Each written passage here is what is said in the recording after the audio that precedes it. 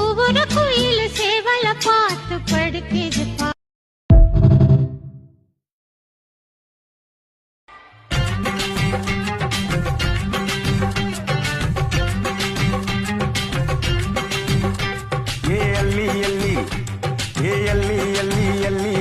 தீபாவளி லைஃப அனுபவிக்க